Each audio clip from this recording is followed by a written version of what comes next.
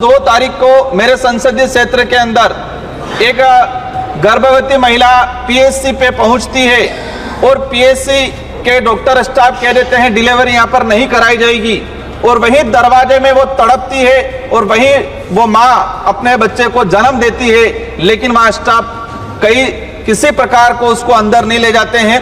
उसको डॉक्टर को उपयोग करके कहीं न कहीं खानापूर्ति कर दी, लेकिन उससे भी गंभीर बात, एक दिन बाद उसी पीएचसी पे बोर्ड लगा दिया गया कि यहाँ पर प्रसव सुविधा और इमरजेंसी सुविधा के लिए नहीं आए।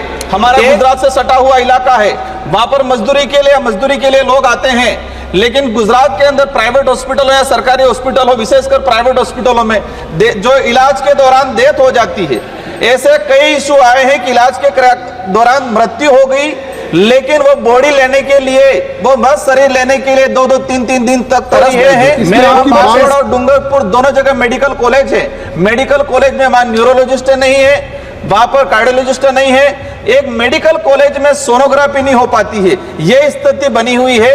तो मेरा आपसे अनुरोध है कि केंद्र सरकार जो मेडिकल कॉलेज में मूलभूत जो सुविधा होनी चाहिए, उन सुविधाओं को धरातल पे लागू करे। शून्यकाल अवसर पर जो बोलने का अवसर प्रदान किया उसके लिए धन्यवाद। मैं आपका ध्यान आकर्षण कराना चाहूंगा मेरे संसदीय क्षेत्र बांसवाड़ा डूंगरपुर, जिस तरह से वर्तमान में चिकित्सा व्यवस्था केंद्र सरकार की जो स्कीमें हैं, कहीं न कहीं जो गरीब जनता है उनको लाभ नहीं पहुंचा रही है।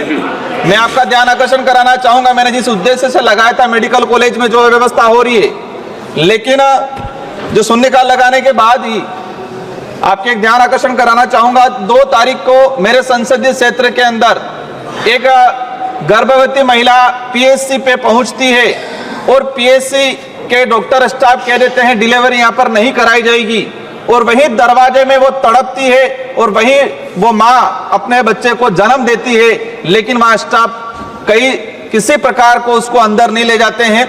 वही चीज हुई, विभागीय अधिकारियों ने वहां गए, उसको डॉक्टर को उपयोग करके कहीं न कहीं खानापूर्ति कर दी, लेकिन उससे भी गंभीर बात, एक दिन बाद उसी पीएचसी पे बोर्ड लगा दिया गया कि यहाँ पर प्रसव सुविधा और इमरजेंसी सुविधा के लिए नहीं आए। एक तरफ पूरे देश में हम महिलाओं के सम्मान की बात करते हैं। राजकुमार जी, ये स्टेट सब्जेक्ट है सर, जो जिसमें केंद्र सरकार की जो स्कीमें हैं, मैं उसी को लेके मैंने इसलिए बता दिया था। केंद्र सरकार एनएचएम में पैसा देती है, मैं इसलिए मैंने कहा था कि लेकिन ये इशू जो आया है, क्या डिमांड है, ये जो इशू आया है, आज आयुष्मान भारत योजना चल रही है, हमारा गुजरात से सटा हुआ इलाका है, वहां पर मजदूरी के लिए लोग आते हैं, लेकिन गुजरात के अंदर प्राइवेट हॉस्पिटल हो या सरकारी हॉस्पिटल हो, विशेषकर प्राइवेट हॉस्पिटलों में जो इलाज के दौरान डेथ हो जाती है, ऐसे कई इशू आए हैं कि इलाज के दौरान मृत्यु हो गई, लेकिन वो बॉडी लेने के लिए, वो बस शरीर लेने के लिए 2-2, 3-3 दिन तक तरसते हैं। इसमें आपकी मांग क्या है? मांग क्या है? मेरी मांग यही है कि जो स्कीमें हैं फास्ट तरीके से कागजों में दौड़ रही है, जोरदार तरीके से, लेकिन धरातल पे इम्प्लीमेंट नहीं हो रही है। मेरे वहां बांसवाड़ा और डूंगरपुर दोनों जगह मेडिकल कॉलेज है। मेडिकल कॉलेज में वहां न्यूरोलॉजिस्ट नहीं है, वहां पर कार्डियोलॉजिस्ट नहीं है, एक मेडिकल कॉलेज में सोनोग्राफी नहीं हो पाती है। ये स्थिति बनी हुई है।